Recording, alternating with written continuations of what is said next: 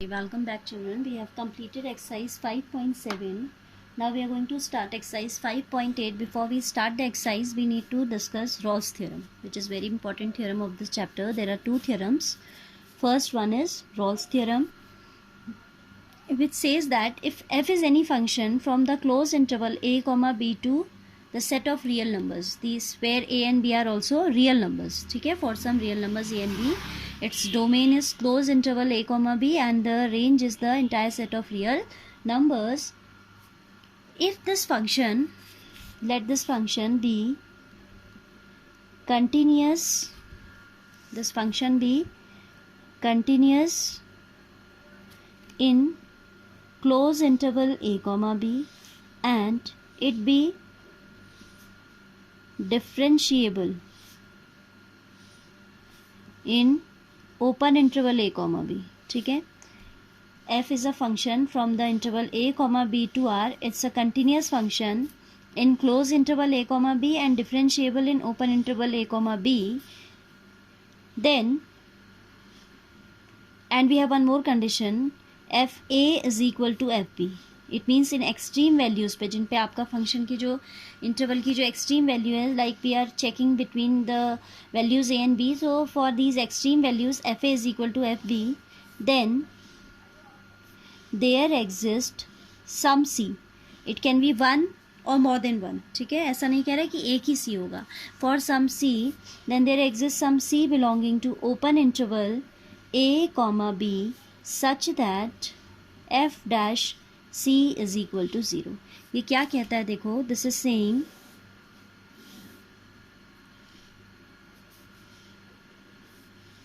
suppose in this axis we take x, so here we'll be taking fx.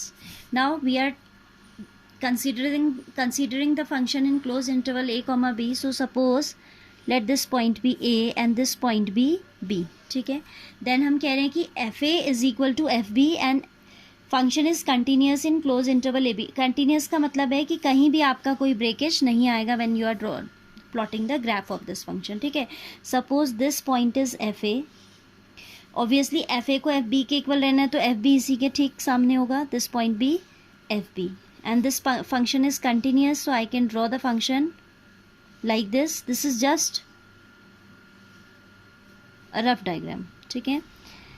Then there exists some c at which f dash c equals to 0. f dash c का 0 होने का मतलब function का जो slope है वो 0 हो जाएगा. इट मीन्स अगर हम फंक्शन पे कोई टेंजेंट ड्रॉ करते हैं तो that tangent will be parallel to the X axis, क्योंकि स्लोप आपका एक्स एक्सिस का होता है 0.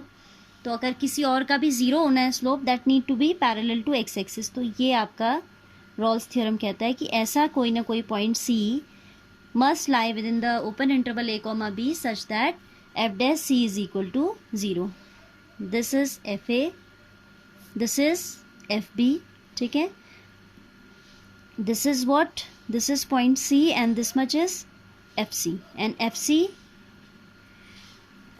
the derivative at this fc जो आपका हाइट है, इस पर जब हम टेंजेंट ड्रॉ कर रहे हैं तो उस टेंजेंट का स्लोप 0 आ रहा है. एफ डैश सी क्या आ रहा है, 0 आएगा.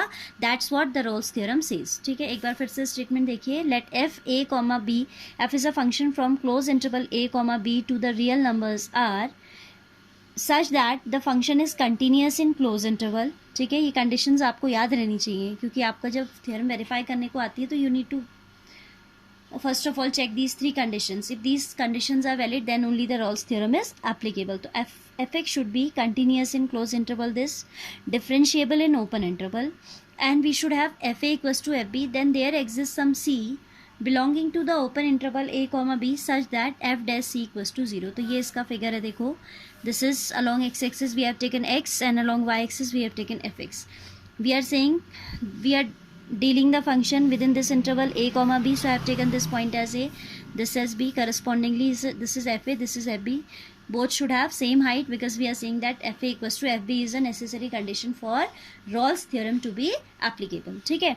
तो fa equals to fb हमने रखा. फिर कंटिन्यूस फंक्शन है तो ऐसे ड्रॉ किया हमने. जब भी आपका, और डिफरेंशिएबल भी है, कह रहा है. डिफरेंशिएबिलिटी का मतलब होता है कि आपका जो फंक्शन होगा वो हमेशा एक कर्व की तरह जाएगा. That can not go like line segments, ठीक है. क्योंकि आपका जब डिफरेंशिएबल होता है फंक्शन तो उसके हर पॉइंट पे एक टेंजेंट ड्रॉ की जा सकती है. differentiability. If differentiability is there for any function, then we can draw a tangent at each and every point of the function. तो अगर कर्व ऐसा हो जाएगा तो इसमें टेंजेंट तो आ ही नहीं सकता, टेंजेंट तो इसी के अलॉन्ग हो जाएगा, तो उसको टेंजेंट नहीं मान सकते ना. Tangent should have exactly one point of contact. आपने 10th में पढ़ा है सर्कल्स चैप्टर में जब टेंजेंट पढ़ा है. तो डिफरेंशिएबल, जहाँ पे फंक्शन आपका डिफरेंशिएबल होता है, इसका मतलब कर्व आपका ऐसा ही कुछ होगा, स्ट्रेट लाइन से बना हुआ पॉलीगन टाइप का नहीं होगा. ठीक है. सो it's saying that if these three conditions are valid, then there exists some c in this open interval a comma b such that f dash c should be 0. So I have taken this point c between a comma b such that f dash c equals to 0. f dash c का मतलब इसका slope 0 होगा. Slope 0 होने का मतलब उस वो tangent जो आपकी इस पॉइंट पर ड्रॉ होगी that will be parallel to the X axis.